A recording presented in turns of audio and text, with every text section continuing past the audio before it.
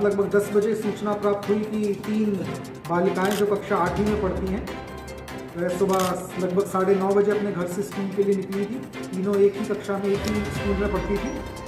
उसके बाद जब वह घर वापस नहीं आई, घर वालों ने उनकी छानबीन को तलाश शुरू की तो पता चला कि वह तीनों लड़कियां स्कूल नहीं गई। सभी परिवार रिश्तेदारों से जब पूछा, पता कई लड़कियों का नहीं पता चला, तो रात को लगभग 10 बजे परिवार वाले पुलिस थाना पे आए। मामले की गंभीरता को देखते हुए तत्काल मुकदमा पंजीकृत कर लड़कियों की तलाश शुरू की गई।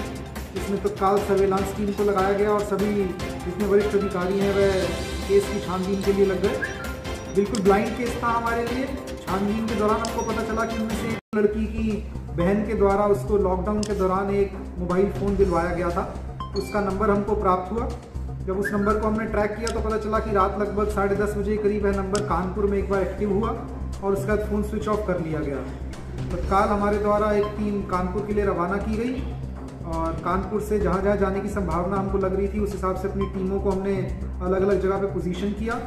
सारी रात हमारे द्वारा कोशिश की गई लड़कियां जो उनके स्कूल के साथी थे, जो उनके रिश्तेदार थे, जिन से उनका कभी संपर्क हुआ, उन सबसे पूछताछ की गई यदि उनमें से कोई भी हमको कोई लाभप्रद सूचना दे पाए, लेकिन हमको कोई बहुत ज़्यादा महत्वपूर्ण सूचना उससे नहीं मिल पा रही थी। सुबह लगभग 7 बजे करीब उनमें से एक फ़ोन आगरा में ऑन होता है और तुरंत ऑफ हो जाता है।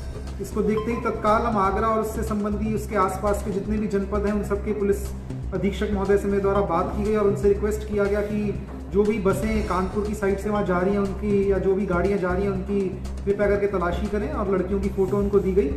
यमुना एक्सप्रेसवे से जितनी भी बसें जा रही थी उन सब की तलाशी शुरू करवाई गई और मुझे खुशी है कि मात्र 10 घंटे में जौनपुर पुलिस ने नोएडा पुलिस कमिश्नरेट की टीम के साथ मिलकर के तीनों लड़कियों को सकुशल बरामद किया।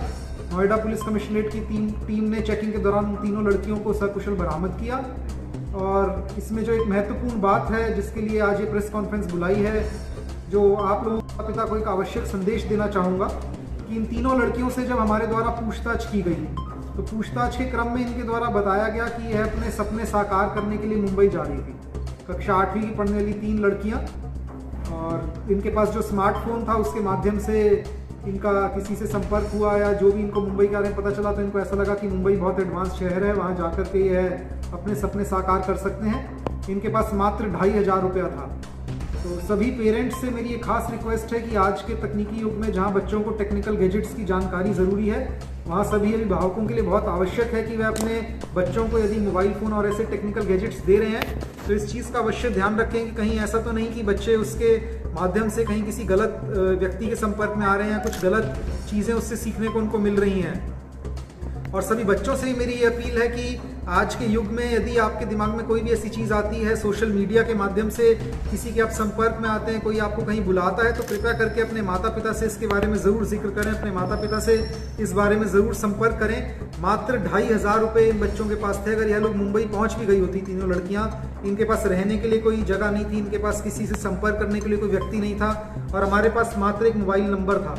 अगर वह नंबर भी हमारे पास ना होता तो शायद इनको हम ना ढूंढ पाते, और अगर ये लड़कियां किसी गलत हाथ में पड़ गई होती तो शायद किसी अपराध में इनको डाल दिया जाता और फिर बहुत मुश्किल था इनको रिकवर कर पाना।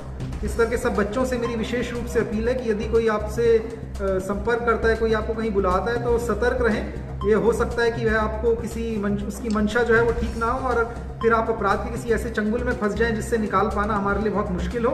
और सभी माँ बाप से मेरी ये विशेष रूप से अपील है कि आपके बच्चे सोशल मीडिया पे, इंटरनेट पे, इस पे क्या कर रहे हैं उन पे नज़र रखें, ध्यान दें कि कहीं ऐसा तो नहीं कि बच्चे किसी गलत रास्ते पे जाने की उसमें है या बच्चे किसी गलत उसमें हो रहे हैं। हमें खुशी है कि इसमें हमारी जनपदीय पुलिस टीम 10 घंटे बच्चों को बरामद कर सकी, लेकिन अगर नहीं कर पाती तो शायद बहुत मुश्किल हो जाता उन बच्चों को बरामद कर पाना। इस टीम में तत्काल रिकवरी करने के लिए, तत्काल कार्रवाई करने के लिए मेरे द्वारा थाना घुटन पुलिस टीम और सर्विलांस टीम को 10,000 रुपये के नकद इनाम की घोषणा की। किस तरह का